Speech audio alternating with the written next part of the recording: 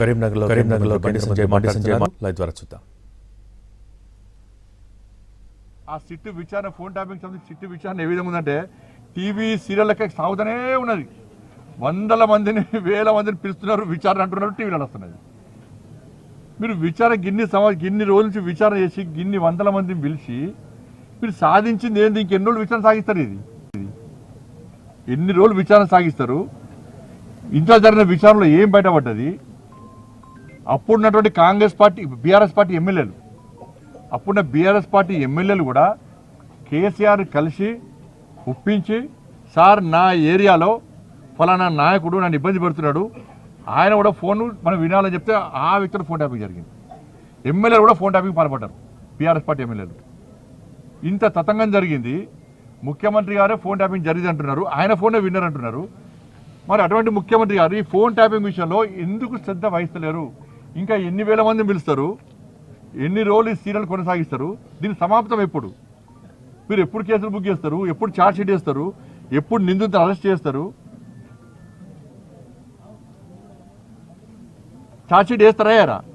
అసలు ముఖ్యమంత్రి గారు చెప్పాలి, ఫోన్ ట్యాపింగ్ విషయంలో మీరు వేసిన సిట్టు దానికి నిబద్ధత ఉందా? ఫస్ట్ అధికారులు మంచోళ్ళే, కానీ అధికారులు ఫ్రీడమ్ ఇస్తలేరు.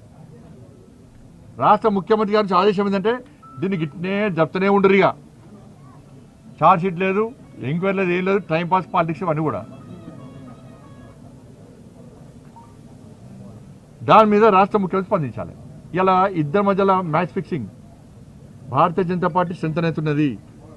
నితిన్ నబీన్ గారు తెలంగాణ రాష్ట్రంలో పర్యటించిన తర్వాత పార్టీ కార్యకర్తల పట్ల ఇంకా జోష్ వచ్చింది. కార్యకర్తల సమావేశాలు పూర్తిసార్లు సక్సెస్ అయినాయి రామచంద్ర గారి నేతృత్వంలో. కాబట్టి భారతీయ జనతా పార్టీ చాప కింద నీళ్ళ పైకి వస్తున్నది. కాబట్టి భారతీయ జనతా పార్టీ రానియద్దని చెప్పి ఈ రెండు పార్టీలు కుమ్మక్కై ఈ డ్రామాలు ఆడుతున్నారు. మీ డ్రామాలను ప్రజలు గమనించారు, గుర్తించారు. మీ డ్రామాలు ఇక సాగని విషయాన్ని గుర్తించుకోవాలి. సీఎం గారు కూడా నితిన్ నబీన్ పర్యటన పైన కొన్ని కామెంట్లు చేశారు. మంత్రులు కూడా కామెంట్లు చేస్తూ బీజేపీ అధికారంలోకి రావడం చాలా తెలంగాణలో పెద్ద పెద్ద ఆశలు ఉన్నాయని చెప్పేసి కొన్ని కామెంట్ చేస్తారు. కాంగ్రెస్ పార్టీ దుబ్బాకలో డిపాజిట్ రాలే. కాంగ్రెస్ పార్టీకి దుబ్బాక ఎన్నికలు ఉప ఎన్నికల్లో డిపాజిట్ రాలే. హుజాబాద్ ఉప ఎన్నికల్లో డిపాజిట్ రాలే కాంగ్రెస్ పార్టీకి. మునుగోడు ఎన్నికల్లో ఉప ఎన్నికల్లో కాంగ్రెస్ పార్టీ డిపాజిట్ రాలే. హైదరాబాద్లో 2 గెలిచింది. కరీంనగర్ గత కార్పొరేషన్లో ఒక్కటి గెలవలే. వరంగల్ గత కార్పొరేషన్లో ఒక్కటి గెలవలే. మీకు క్యాడర్ లేదు, గెలిచే కెపాసిటీ లేదు. మీ అధికారికి వచ్చిన లేదా? కానీ మీదకి హవాలా రా. మేము కాంగ్రెస్ పార్టీ మీద ప్రజా సమస్యల యుద్ధం కొనసాగించి ప్రజల మెప్పు పొంది ప్రజల ఆశీర్వాదంతో మేము వస్తాం అధికారంలోకి. సార్, ఇంకొకటి అర్బన్ ఛాలెంజ్ ఫండ్ అని చెప్పేసి మీరు తీసుకొని వచ్చామని చెప్పి మీరు చెప్తున్నాడు. 800 కోట్లు సుమారు. మంత్రి పొన్నం ప్రభాకర్ మాట్లాడుతూ అర్బన్ ఛాలెంజ్ ఫండ్ కేంద్రం ఇచ్చింది ఎక్కడిది? 50% బ్యాంకు లోను, 25% రాష్ట్రం ఇస్తుంది, 20% కేంద్రం ఇస్తుంది. ఆ 50% లోన్ కూడా మేమే గ్యారంటీ ఇవ్వాలి. అది కేంద్రం నిధులు ఎట్లయితే అని చెప్పి ప్రశ్నించింది. దానివల్ల అవగాహన అయితే నిదర్శనం అది. అర్బన్ ఛాలెంజ్ రాష్ట్ర ప్రభుత్వం ఎందుకెళ్ళే? అర్బన్ ఛాలెంజ్ ఫండ్ దేశంలో కేవలం 17 ప్రాజెక్టులే. పునః ప్రోగ్రాం అర్థం చేసుకోవాలి.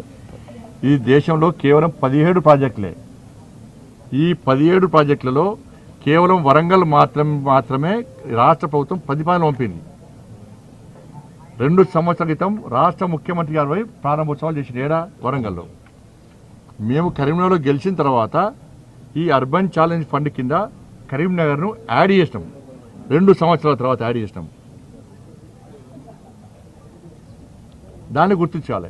840 కోట్ల రూపాయలు అర్బన్ ఛాలెంజ్ ఫండ్ కింద. మరి ఈ ప్రభుత్వం ఎందుకు ఇస్తలేదు?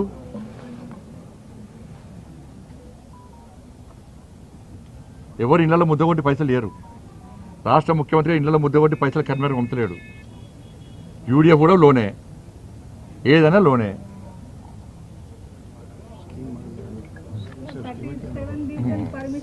దానికి అర్బన్ ఛాలెంజ్ ఫండ్ అంటే ఆ స్కీమే కేంద్ర ప్రభుత్వం. అది వీళ్ళు ఏం చేయరు, చేసింది వాళ్ళని చెప్పుకుంటారు. అట్లున్న పరిస్థితి. దాంతోపాటు నిన్న రాష్ట్ర మంత్రివర్గ సమావేశం విబిజీ రామ్ యొక్క ఆ స్కీమ్ సంబంధించి రాష్ట్ర ప్రభుత్వం యొక్క ఆలోచన నిజంగా దుర్మార్గం. అది స్కీమ్ కావాలంటున్నారు, స్కీమ్ను అమలు చేస్తారట, కానీ స్కీమ్ మీద కేంద్ర